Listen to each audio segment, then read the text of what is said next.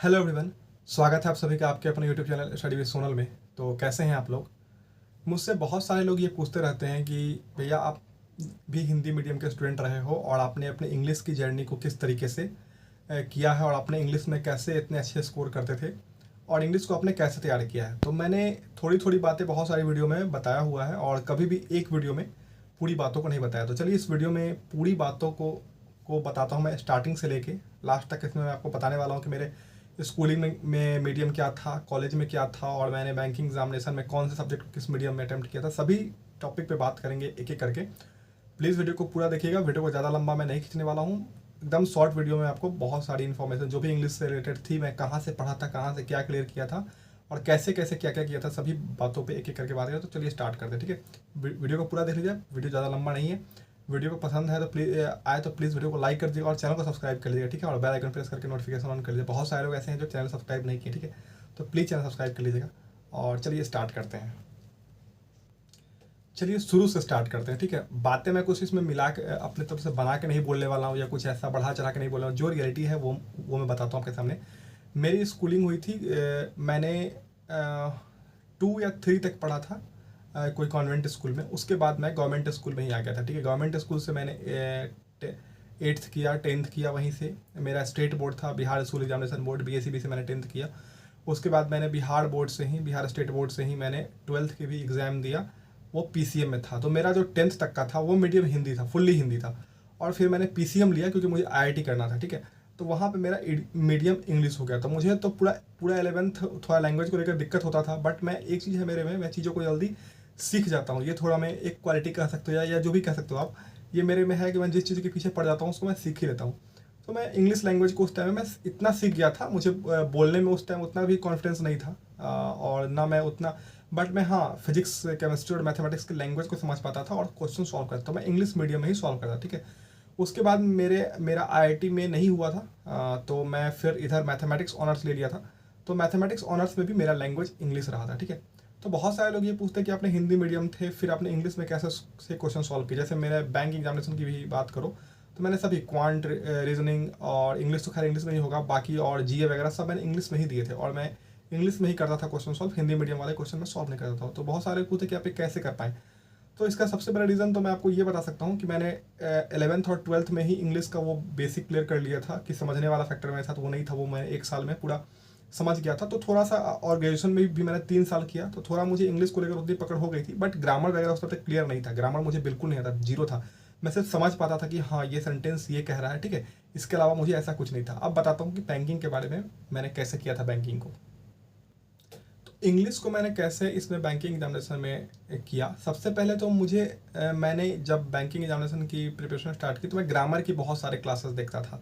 मैंने समझो ना, मैंने अपना ग्रामर में ही पूरा समय बर्बाद कर रहा था, सिर्फ ग्रामर पढ़ रहा था। बट बाद में समझ आया कि सिर्फ ग्रामर से कुछ होने वाला है नहीं। तो मैंने क्या किया था, उसके बाद मैंने अंकुश लंबा सर का जो रीजनिंग पढ़ाते हैं उनकी एक वीडियो मैंने देखी थी इंग्लिश को लेकर, जिसमें वो बताते थे कि बिना इंग्लिश ग्रामर के भी हो सकता है क्लियर, ठीक है। तो मैंने उस पर बहुत सारा सारा रिसर्च किया। फिर आशीष सर का भी एक इंग्लिश का स्ट्रेटजी वीडियो देखा था। तो मैंने बहुत सारी जगह से, और कुछ मतलब टॉपर भी थे उस टाइम में जो अपने वीडियो बनाते थे, तो मैं वो सब ही देखता रहता था। तो मैंने जब देखा बहुत सारे वीडियो तो मुझे जो मुझे समझ में आया, जो मैंने फॉलो किया वो ये किया कि मैं रीडिंग करना स्टार्ट कर दिया इंडियन एक्सप्रेस न्यूज़पेपर से, जो अंकुश लामा सर ने बताया था। द इंडियन एक्सप्रेस न्यूज़पेपर से मैंने रीडिंग करना डेली स्टार्ट कर दिया। उसका एडिटोरियल, नेगेटिव न्यूज़ मैं नहीं पढ़ता था, बाकी हेडिंग न्यूज़ को पढ़ लेता था और एडिटोरियल को पूरा पढ़ता था उस पेज को, ठीक है। वहाँ से मैं रीडिंग डेली करने में, मुझे याद है कि मैं जिस दिन नहीं भी पढ़ता था उस दिन भी, मतलब दिवाली वाले दिन भी या कोई फेस्टिवल भी होता था उस दिन भी मैंने कुछ भी नहीं पढ़ता था तो न्यूज़ पेपर जरूर से पढ़ता था। मैं उसको पढ़ता ही था। वो मेरे एक मतलब रूटीन का एक पार्ट हो चुका था, मतलब हिस्सा था वो मेरा, कि मुझे न्यूज़पेपर पढ़ना ही है। न्यूज़पेपर पढ़ता था। मैंने इंडियन एक्सप्रेस को मतलब उसका हार्ड कॉपी जो होती है वो घर पे मंगवाता था पेपर को। मैंने उसको मंथली पे कर रखा था जहाँ पे मैं था, तो उसको मैं मंथली मंगवाता था, ठीक है। और उसको मैं डेली पढ़ता था। उसके बाद निमिषा मैम की एक ग्रामर की कोर्स थी, मैंने फिर से ग्रामर देखा क्योंकि मैंने बहुत सारे वीडियो देख लिए थे, मेरे दिमाग में कुछ समझ ही नहीं आ रहा था। मैंने निमिषा मैम की एक ग्रामर की एक कोर्स थी RBI वाली, उसको मैंने पूरा देखा। एक ही बार वीडियो देखा, उसको मैंने समझने की कोशिश की। उसमें से कुछ कुछ इंपॉर्टेंट पॉइंट थे जिसको मैंने नोट्स बना लिए थे। वैसे उस नोट्स को मैंने देखा नहीं, जो मैंने वीडियो में देखा वहीं से सीखा एक बार में। फिर मैंने वो ग्रामर वाले कॉन्सेप्ट क्लियर कर लिए, ग्रामर एक बार क्लियर कर लिया। उसके बाद ना मैं मॉक से प्रैक्टिस करना स्टार्ट कर दिया, और जो एस पी बख्शी की एक बुक थी ऑब्जेक्टिव जनरल इंग्लिश, उससे मैंने क्वेश्चन प्रैक्टिस करना स्टार्ट कर दिया, ठीक है। तो वहाँ से मैंने क्वेश्चन प्रैक्टिस किया, और बहुत मैक्सिमम बुक से ज़्यादा मैं मॉक और जो पीडीएफ वगैरह थे उस टाइम मेरे पास, उससे उनसे मैंने क्वेश्चन को सॉल्व करना स्टार्ट कर दिया। मैं आरसी लगाता था, पैराजमल के क्वेश्चन सॉल्व करता था, और फिलर्स वाले क्वेश्चन सॉल्व करता था, जो भी पॉसिबल हो सकते थे मैं वो सारे क्वेश्चन को सॉल्व करता था, ठीक है। इससे क्या हुआ ना कि मैं स्कोर जो मेरा मेरा ये रहता था ना कि 15 मार्क्स तक आ जाएंगे, तो मेरा बाकी क्वांट रीजनिंग में मेहनत करके मैं उठा लूँगा फिर। बट मैं उस तरीके से पढ़ाई किया, क्योंकि मैं जब फर्स्ट मॉक दिया था मेरा मैं अपना, तो मेरे 7 या 8 मार्क्स आए थे इंग्लिश सेक्शन में। तो मैं बहुत डिमोटिवेट फील कर रहा था, क्योंकि वो सेक्शनल मैंने देखा था उस साल गया था 9 मार्क्स, शायद 8 या 9 मार्क्स था ऐसे कुछ करके। तो मैं बहुत डर गया था कि मैं तो यहाँ सेक्शनल भी नहीं पार कर पा रहा हूँ, फिर ओवरऑल मार्क्स में भी ऐड होता है, तो इतने कम मार्क्स तो होंगे नहीं। तो मेरा ये था कि इंग्लिश में 15 कर लेते हैं, बाकी उन दोनों में 30, 38, 35, या मुझे इतना कॉन्फिडेंस था रीजनिंग में कि मैं 35 कर लूँगा प्रीलिम्स में। तो ऐसा था, ठीक है। तो मैं इस तरीके से इंग्लिश को मैं अपने स्कोर को बढ़ाया, धीरे धीरे मेरा स्कोर इंप्रूव होने लगा इस तरीके से। जो मैं डेली रीडिंग कर रहा था, ग्रामर के कॉन्सेप्ट्स को यूज कर रहा था, डेली क्वेश्चन की प्रैक्टिस कर रहा था। सबसे ज़्यादा इंपॉर्टेंट क्या होता है ना कि हम प्रैक्टिस ही करना छोड़ देते हैं। प्रैक्टिस करना बहुत इंपॉर्टेंट है, ठीक है। किसी भी कोई भी पेपर हो तो आपको प्रैक्टिस करना ही पड़ेगा उसके लिए। तो मैंने क्वेश्चंस को बहुत ज़्यादा प्रैक्टिस किया था। मैंने जितने भी इंग्लिश में क्वेश्चन आ सकते थे, ठीक है, उन सभी की प्रैक्टिस मैंने पीडीएफ से और मॉक में लगाता रहता था। मैं सभी एग्जाम्स की मॉक लगाता रहा था। बहुत सारे लोग पूछते हैं ना कि अभी 3-4 एग्जाम है तो मैं किसकी मॉक लगाऊँ। मैं आपको हमेशा कहता हूँ जो भी मॉक आपके सामने हो इंग्लिश के, उसके लगाओ। बैंकिंग किसी भी बैंक पेपर के हो, आपको वो आईपीएस क्लर्क के हो, आईपीएस पीओ के, एसबीआई क्लर्क के हो, एसबीआई पीओ के हो, क्योंकि सबका एक सेम ही पैटर्न होता है। थोड़ा सा लेवल का पीओ में थोड़ा ज़्यादा होता है, क्लर्क में कम होता है। तो आप ये सब मत सोचो, आप बस लगाते रहो। एक टाइम होगा ना जब आप लगाते लगाते आपको लगेगा ना कि आपने बहुत कुछ ऑलरेडी सीख लिया है, ठीक है। तो बस मैं यही कहूँगा कि आप कभी भी मॉक में ये मत देखो कि कौन से कंपनी का मॉक है और कौन भी, जो भी अच्छे कंपनी के मॉक्स आप सब लोग को पता है, स्मार्ट किरा है, ऑलीबोर्ड है, जो भी आपको मौका सही लगता है आप उनसे लगाइए। क्वेश्चन प्रैक्टिस करिए गाइडली के बंडल पीडीएफ से, चाहे जहीं से भी, जहाँ से भी आपको मिलता है। आप मतलब गूगल से सर्च करते हो तो वहाँ से। बट इंपॉर्टेंट ये है कि हम क्वेश्चन प्रैक्टिस कितना करते हैं, ठीक है। क्वेश्चन प्रैक्टिस करना बहुत इंपॉर्टेंट है।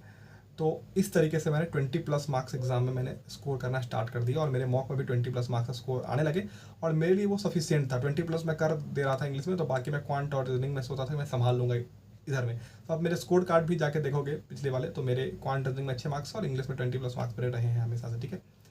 तो ये थी मेरी स्ट्रैटेजी जो आपके साथ मैंने शेयर कर दिया। आप लोग भी क्वेश्चन प्रैक्टिस करना चाहते हैं तो गाइडली की तरफ से आप सब लोगों को पता है कि उनकी बंडल पीडीएफ कितनी इम्पॉर्टेंट है एग्ज़ाम के लिए। मतलब उसमें आपको क्वेश्चन प्रैक्टिस सभी सब्जेक्ट्स के मिल जाते हैं, unlimited question daily to do list के साथ वहाँ पे आपको मिलता है, और उसमें आपको 80% का डिस्काउंट मिल रहा है, और सोनल 12 कोड यूज कर लीजिए तो ऊपर से आओ और आपको एक्स्ट्रा 12% का डिस्काउंट मिल जाएगा। तो एक अपडेट थी वो मैंने आप लोग के साथ शेयर कर दी। जो लोग भी लेना चाहते हैं ले सकते हैं, लिंक उसको मैं डिस्क्रिप्शन में डाल दे रहा हूँ। सोनल 12 कोड यूज कर लीजिएगा, बाकी वहाँ से आप परचेस कर सकते हैं। और स्मार्ट किरा के मॉक टेस्ट के बारे में जो लोग पूछ रहे थे, वहाँ भी आप सोनल 10 कोड यूज कर सकते हैं। लिंक मैं आपको डिस्क्रिप्शन में डाल दे रहा हूँ, वहाँ से आप उसको परचेस कर सकते हैं। बाकी मॉक टेस्ट लगाइए और क्वेश्चन प्रैक्टिस करिए। बाकी सभी लिंक डिस्क्रिप्शन में है, वहाँ से आप उसको देख सकते हैं, ठीक है। बाकी जो लोग भी टेलीग्राम चैनल पर ज्वाइन नहीं हुए तो लिंक डिस्क्रिप्शन में टेलीग्राम की, वहाँ से आप ज्वाइन हो लीजिएगा। और बाकी वहाँ पे मैं डेली क्विज करवाता हूँ करंट अफेयर्स की। तो मिलते हैं जल्दी नए वीडियो से। Bye, take care, all the very best, bye, take care.